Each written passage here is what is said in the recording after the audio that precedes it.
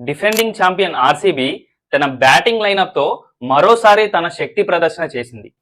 202 target ను అవలీలగా 16 ఓవర్లోనే పూర్తి చేసి మిగతా టీముల మొత్తానికి కూడా ఒక సందేశాన్ని పంపించింది ఆర్సీబీ. శనివారం జరిగిన మొదటి IPL match RCB versus SRH match లో టాస్ గెలిచి మొదట బౌలింగ్ ఎంచుకుంది ఆర్సీబీ. ఆర్సీబీకి బౌలింగ్ లైన్ బలహీనంగా ఉన్నప్పటికీ పవర్ ప్లే లో ఒక ప్రయోగం బాగా సహకరించింది. ఆ ప్రయోగం పేరే జాకబ్ డఫీ.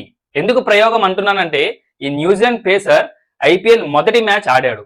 ఐపీఎల్ డెబ్యూ చేసి పవర్ ప్లే లోనే సన్ రైజర్స్ ను కట్టడి చేశాడు ఈ జాకబ్ డఫీ.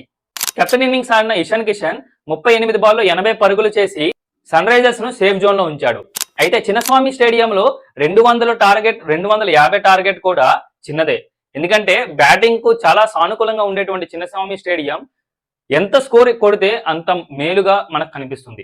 అయితే ఫిల్ సాల్ట్ పట్టినటువంటి అద్భుతమైన క్యాచ్ తో ఇషాన్ కిషన్ పెవిలియన్ బాట పట్టక తప్పలేదు.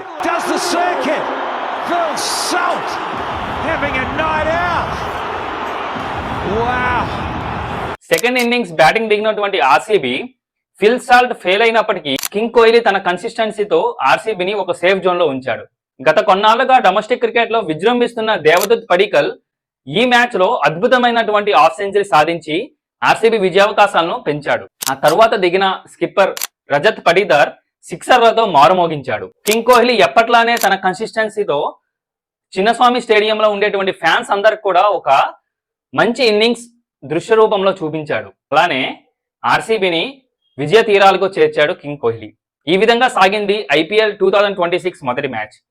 ఈ మ్యాచ్ లో మనం చూసుకుంటే ఆర్సీబీ డిఫెండింగ్ ఛాంపియన్ మాత్రమే కాదు, ఈ సీజన్ లో కూడా ఛాంపియన్ అనే చెప్పి ఒక సందేశాన్ని మిగతా టీంలు మొత్తానికి కూడా ఇచ్చింది అనిపిస్తుంది. ఎందుకంటే తమ బౌలింగ్ వీక్ అయినప్పటికీ తమ బ్యాటింగ్ లైనప్ తో ఎంత పెద్ద స్కోర్ అయినా సరే అవలోకగా ఛేదించగలము అని చెప్పి చెప్పకనే చెప్పింది ఆర్సీబీ. అయితే ఆర్సీబీ మరోసారి కప్పు కొడుతుందా లేదనేది కామెంట్ సెక్షన్ లో తెలియజేయండి. అదేవిధంగా ఎస్ఆర్హెచ్ పుంజుకొని కంబ్యాక్ ఇస్తుందా లేదా అనేది కామెంట్ సెక్షన్ లో తెలియజేయండి. మరిన్ని ఐపీఎల్ అప్డేట్స్ కోసం మన ఇన్స్టాగ్రామ్ పేజ్ ని ఫాలో చేయండి, మన యూట్యూబ్ ఛానల్ ని సబ్స్క్రైబ్ చేసుకోండి. ధన్యవాదములు. జై హింద్.